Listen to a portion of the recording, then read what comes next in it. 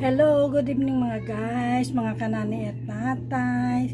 Narito po akong muli upang maghandog ng panibagong lutuin ngayong gabi. Kung mapapansin nyo po mga kanani at tatay, tuwing gabi lang po ako nagluluto. Kasi sa gabi lang po ako free. Mula umaga hanggang hapon, nagtatrabaho po kasi ako. So ngayon, ang iniready ko pong lutuin ay adobong paksiw na bangus. So ayan mga kanani at tatay, at simulan na po natin ang ating pagtatay at maglagay na po tayo ng luya. Unahin po natin ilagay ang luya at isunod naman po natin ang ating garlic. Ayan po, ikalat-kalat lang po natin. At lagay na po natin ang ating sariwang bangus. Ayan po.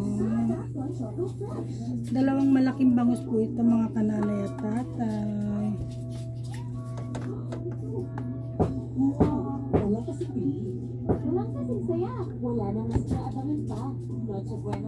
Iayos lamang po natin ang pagkakasalansa ng ating isdang bangus. So ayan. At lagyan din po natin ito ng black pepper powder.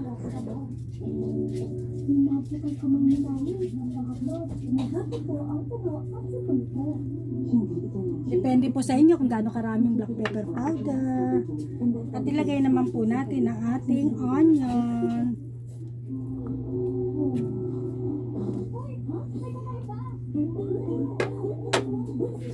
At maglagay po tayo ng konting oil.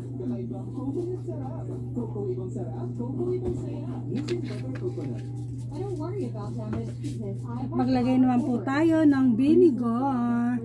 Sarap po nito, adobong paksiw na bangus.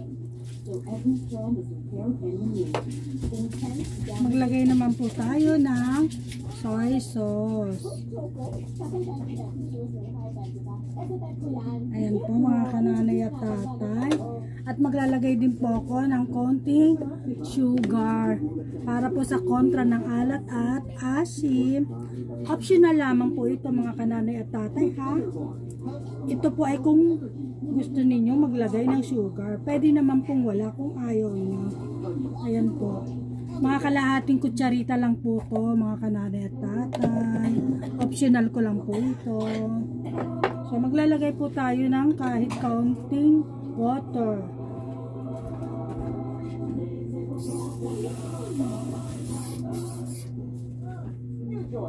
Yan po mga kananay tatay, half cup of water.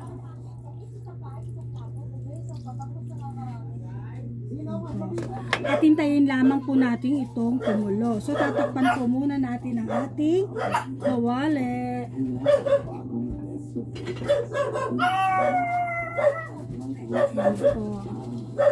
Takpan po natin at pakuluin sa loob lamang po ng 15 minutes mga kanali at tatay. At silipin na po natin ulit ang ating adobong paksiw na bangus. Ayan po. Sarap. Babango. So, lagyan lamang po natin ng konting sabaw. Itong ibabaw niya. Mahirap po itong ba. Hindi naman natin ito mababaliktad kasi maduduro. Medium heat lang po mga kananay at tatay ha. Para po hindi agad matuyuan. Masarap po kasi ang sabaw nito. Titira natin ng konting sauce para po meron naman po tayong konting mailagay sa ating rice. Para naman po yung ating rice ay malasa. Kasi masarap po talaga. Promise. Yung sugar po na inilagay natin, halos kalahating kutsarita po yun. Yan ay optional ko lamang po mga kananay at tatay. Pero pwede nyo pong itry. Promise, masarap po yun. Pampatay lang po yun ng alat at asim. Pero hindi nyo po pagtikim may matamis agad, hindi po. Aftertaste lang po yung tamis nun. Pampatay lang po talaga siya ng asim ng vinegar at saka ng alat ng soy sauce. Magbabalance po yun mga kananay at tatay. Ayan po. Ano po yun? Pag wala kayong hindi ka nakapagtrabaho, Saktong-sakto lamang. Hindi ko po ito patutuyuan na mga kananay at tatay. Pero kayo po, depende po sa inyo. Kung gusto nyo medyo hindi naman tuyo-tuyo. At syempre, masarap pa rin yung may kahit kaunting katas. Okay lang kung paksiw, tuyong-tuyo siya, okay lang, medyo tuyo. Pero pag ganito po, magtira po kayo kahit mga kalahating tasa ng sabaw. Kalahating tasa po ng sabaw na sauce. Yan, pwede na po yun, mga kalahating tasa ng sauce. Kasi masarap po talaga.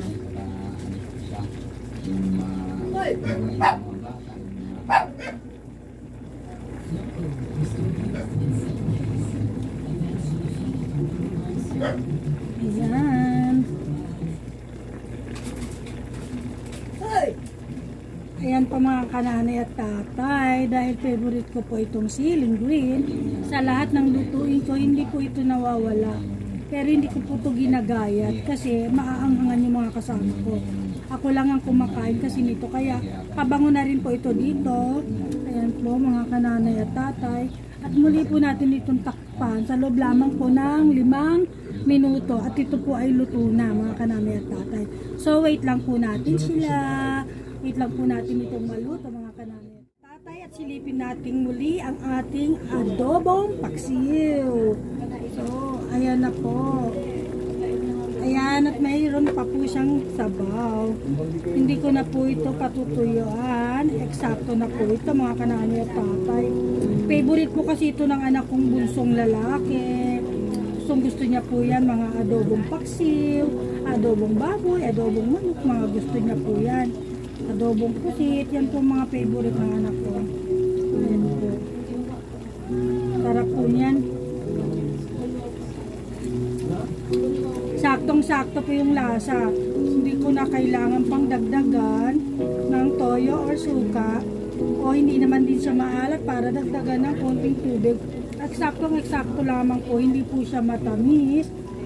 Na-control po yung asim niya. Yung asim niya sa dila at saka sa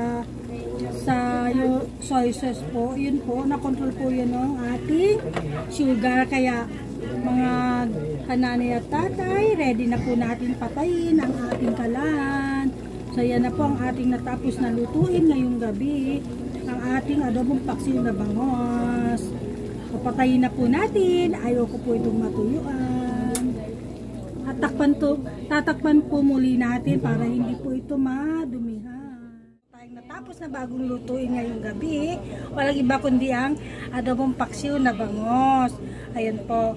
So mga kananay at tatay, tatapusin na po natin ang video. So magpapaalam po muna akong pansamantala at huwag niyo pong kalimutan mag-like at mag-subscribe. At kung naibigan niyo po ang ating munting video, ay pakishare na lang po.